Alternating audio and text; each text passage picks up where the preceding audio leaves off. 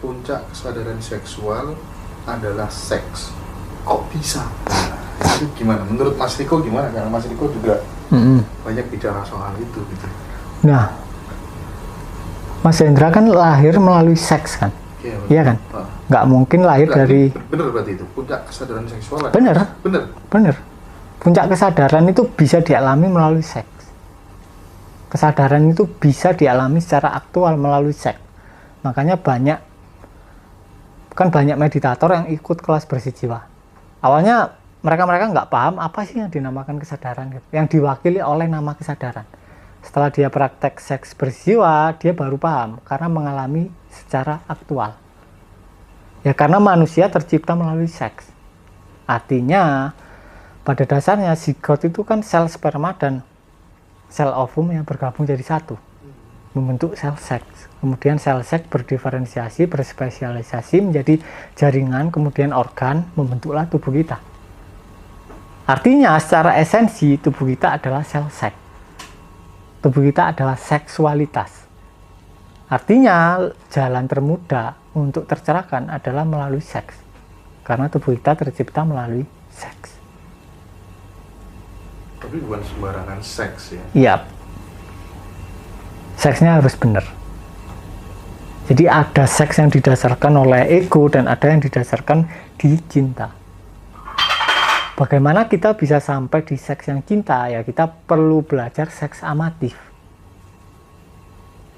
Karena apa yang dilakukan manusia zaman modern ini lebih pantas disebut junk seks, bukan seks yang sebenarnya. Junk seks artinya adalah seks yang berorientasi pada ejakulasi.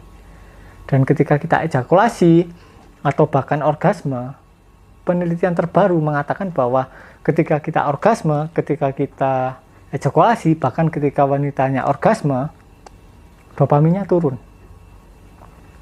Dopamin turun artinya disertai oksitosin turun. Dan disertai pula oleh prolaktin tinggi. Artinya fenomena reaksi pada kekebalan tubuh. Kekebalan dan keintiman hubungan terutama. Ketika prolaktin tinggi, otomatis terjadi kekenyangan seksual. Kita bosan dengan pasangan kita, dan di situ fenomena rumput tetangga lebih hijau terjadi.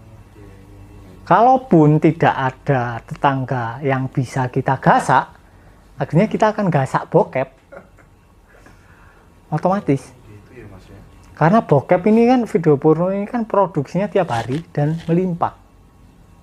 Seakan-akan kita berhubungan dengan banyak wanita kan. Pemaknaannya. Nah itu yang berbahaya. Ketika kita terus-menerus misal ya. Jadi dopamin low ini bertahan selama 2 minggu. 2 minggu. Bayangin 2 minggu terus besoknya kita seks lagi dan ejakulasi lagi. Otomatis tambah jelosor lagi dopaminnya. Kemudian yang awalnya coklat ini rasanya enak ketika kita kecil, rasanya jadi biasa aja. Sama kayak kita makan es krim ketika kecil, rasanya enak, kita excited.